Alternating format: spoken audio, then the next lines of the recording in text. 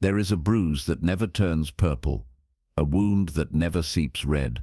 It grows in the softest folds of the spirit, like moss on a stone left too long in shade. Lyra first noticed it on a Tuesday that had no right to feel cruel, sunlight pooling on the kitchen tiles, coffee fragrant, the radio mumbling something hopeful about the weather. Yet when her older cousin Marlon swept through the doorway and began rearranging the mugs without asking, Lyra felt the bruise unfurl. It was not the gesture itself, but the speed with which Marlon assumed dominion, as though the house were already hers, as though Lyra's presence were an afterthought. No blood, no raised voices, just the hush of a boundary being crossed. Later, at the firm where she drafted blueprints for public gardens, the bruise widened.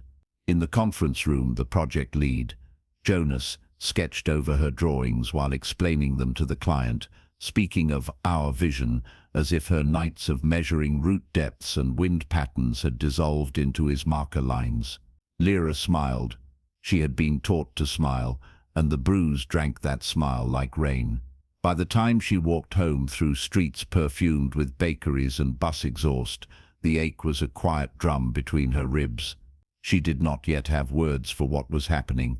She only knew that something sacred was being leached away, one ignored sentence at a time. That night she dreamed of orchards where every tree wore a padlock on its trunk. In the dream she carried a heavy ring of keys, yet could not find the one that fit her own tree. She woke before dawn, heart ticking, and padded barefoot to the window. Across the alley, a neon sign flickered the word open, though nothing else moved. The city was a mouth that never closed, she thought, and kindness was swallowed faster than it could be offered. She pressed her palm to the cool glass and whispered, "There must be another way to live." The glass fogged, erased her reflection, and in that temporary vanishing she felt the first tug toward a different story. 3 days later, on an errand she had almost forgotten, Lyra stepped into the oldest library in the district. It crouched between two glass-fronted banks like an old tortoise between greyhounds. Inside, the air smelled of cedar shavings and candle smoke long extinguished. The hush was not the enforced silence of museums, but the grateful quiet of books that had given up trying to compete with the world. She had come seeking irrigation tables for a rooftop garden, yet the card catalogue, an ornate oak cabinet with brass pulls, seemed to breathe at her. Drawer 17C stuck, then yawned open, revealing a parchment envelope folded so many times it felt soft as cloth. The envelope bore no title, only a wax seal impressed with a heron standing on one leg. Lyra cracked it open. Inside lay a hand-drawn map titled in faded sepia ink, "The Garden of Still Waters," a manual for guardians. The cartographer's name, Caladri, meant nothing to her, yet the paper smelled of rain-soaked leaves. The map depicted no kingdoms, no trade routes, only an orchard encircled by 3 narrow ponds shaped like crescent moons. In the margin, Caladri had written, "Where water mirrors sky, trespassers see themselves and hesitate. No wall, no blade, only reflection." Lyra's pulse stuttered. The sentence felt aimed like an arrow at the bruise she carried. She carried the map to a reading table beneath a green-shaded lamp. As she unfolded it fully, smaller sheets slipped free, glossy, almost silken, each covered in minute handwriting. Caladri, it seemed, had once tended the royal orchards in a realm unnamed. He wrote, not of conquest but of cultivation, how certain trees bent by wind learned to strengthen at the root, how fruit grown without boundary was devoured by birds before it sweetened. He had observed that orchards ringed by shouting guards attracted thieves who measured risk like merchants counting coins. But orchards guarded only by still ponds were left untouched. The thieves, seeing their own faces wavering on the water, felt the shame of being witnessed and turned back. The second sheet described 2 guardians no orchard could survive without. The first was the heron. Stillness is its roar. It waits, knee-deep in patience until danger forgets it is being watched. The second was the willow. It bows, but only to the wind it chooses. Its roots drink from depths no axe can reach. Between them, wrote Caladri, lay the secret currency of respect, an economy not of taking but of recognizing. To give endlessly where nothing is valued is to flood the roots. To withhold where the soil is grateful is to let both tree and caretaker starve. Lyra read the line twice, thrice, until it etched itself behind her eyes like the after-image of lightning. Offer water only where roots drink. She left the library with the map folded inside her jacket, pressed against her heartbeat. The city outside looked different, less like a mouth, more like a garden in need of tending. At the corner cafe she ordered tea she did not need and sat watching strangers pass. A man barged ahead of an elderly woman in the queue. The woman apologized for being slow. Lyra felt the bruise twitch, but the map's weight against her ribs whispered, "Heron sees, willow bends." She did not intervene. She simply noted how the woman's shoulders curled inward like burnt paper, how the man's stride widened with unconscious victory. Noted and stored. That evening she began small. Marlon arrived unannounced again, talking over Lyra's suggestion for dinner. Instead of retreating, Lyra placed 2 plates on the table, served herself, and when Marlon reached for the serving spoon, Lyra said calmly, "I made this for myself. There's bread and cheese if you'd like something else." The words were ordinary, but they arrived on a clean, unapologetic silence. Marlon blinked, laughed a little too loudly, then made a sandwich without comment. The silence afterward was not hostile, it was simply new. Lyra felt the bruise shrink by a single millimeter, the way a sweater tightens imperceptibly in cool water. At work the next week, Jonas announced another collaborative redesign. This time Lyra printed her original sketches at full scale, signed them in bold ink, and taped them to the wall before the meeting began. When Jonas lifted his marker, she walked to the front and said, "I'd like to present my concept first, since it's already plotted." Her voice did not tremble. It was the willow speaking, bowing only to the wind she chose. The room stilled. Jonas hesitated, then gestured for her to proceed. She spoke for 12 minutes, and no one interrupted. Afterward, the client addressed questions directly to her. Lyra felt sunlight on her face, though the blinds were closed. Yet the deeper change happened in private. She began to bake on Sunday mornings, cardamom loaves, honeyed brioche. But instead of wrapping them as gifts for half-remembered obligations, she arranged them on her own blue-rimmed plate and ate a single slice warm. If friends texted last-minute cancellations, she replied, "Enjoy your day," and did not offer rain checks. She watered the orchid on her windowsill only when its soil was dry, not on the anxious schedule she once kept. Each act was a still pond, reflecting her own worth back to her. The bruise faded to a pale shadow, then disappeared so gradually she could not name the day. One Thursday she met her mother for coffee. Their history was a long corridor of silences and expectations. Mid-sip, her mother sighed, "You've become distant." Lyra set her cup down, fingers steady. "I'm becoming clear," she said. "I love you and I no longer apologize for needing space." Her mother's eyes widened, then softened. They spoke of other things, weather, books, the neighbor's new puppy, but beneath the words ran a current of mutual recognition. Later, walking home, Lyra realized she had not once looked down at her shoes. The season turned. Maples along the boulevard flared into copper. Lyra took to visiting the botanical gardens at twilight, where the hothouse air carried the green scent of crushed tomato leaves.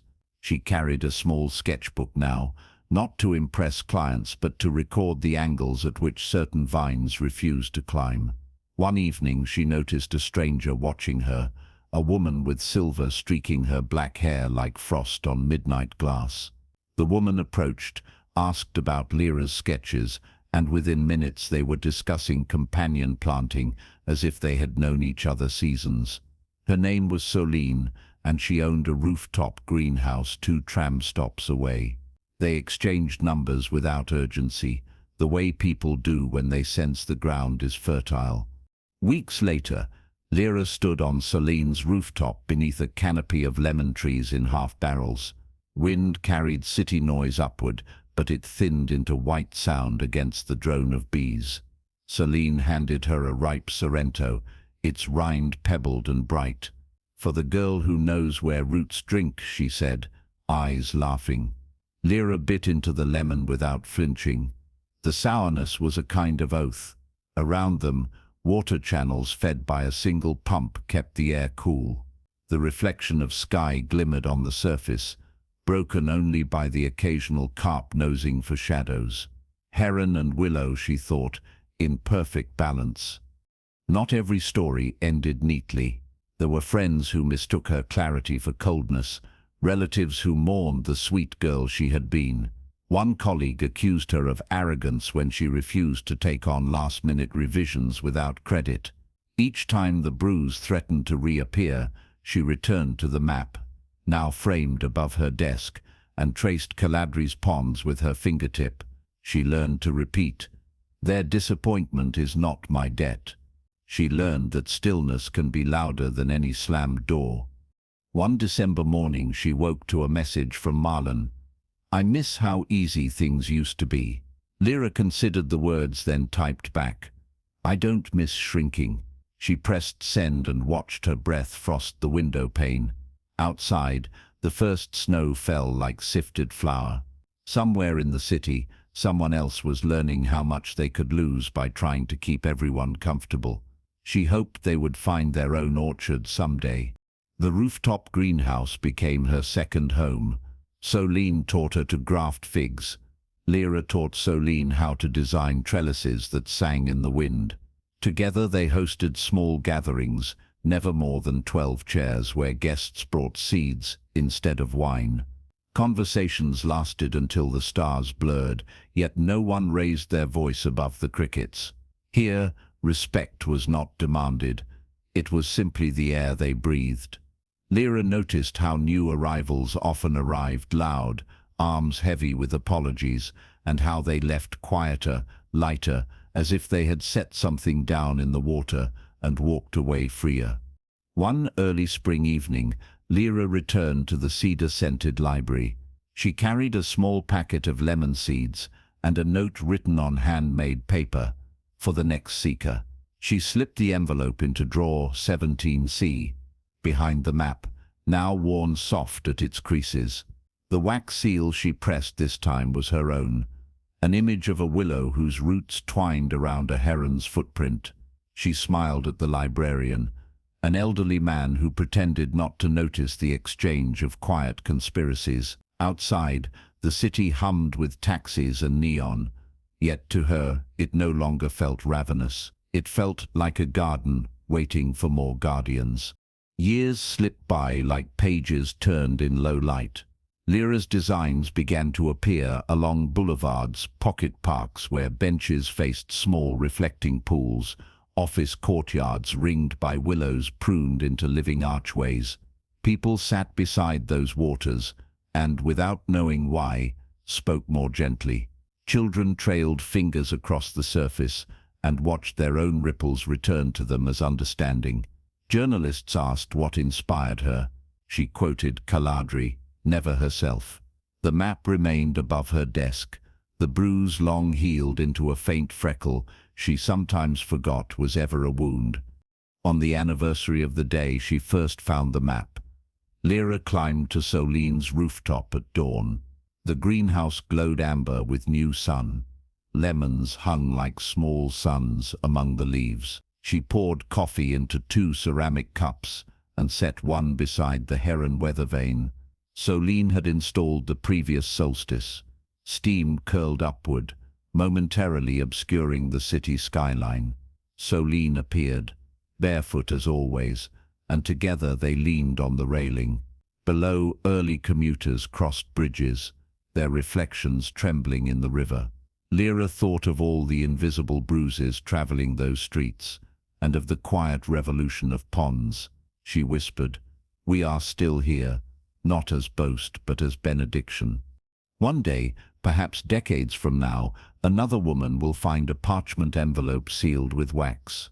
She will unfold the map and feel the same arrow of recognition. She will read of heron and willow, of orchards and reflection, and she will carry the teaching forward in a language none of them yet speak. The garden will keep expanding, not by conquest but by clarity. And the bruise that does not bleed will become rarer, until it is remembered only as a ghost story told to children who have never felt compelled to apologize for taking up space. Until then, Lyra tends her boundaries like rare perennials. She waters them when they droop, prunes them when they overreach.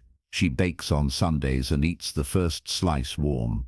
She greets newcomers on the rooftop with the same gentle question Caladri once posed: "Show me the shape of your water." Some laugh, puzzled, some understand immediately. All are welcome to sit by the reflecting pools, to see themselves clearly, to decide which seeds they will bring to the next planting. And each time the sun sets behind the greenhouse glass, the world tilts a fraction closer to balance. She no longer carries the map in her pocket. She has become the map. Every quiet refusal, every unhurried yes, every boundary drawn without apology is a pond added to the collective garden.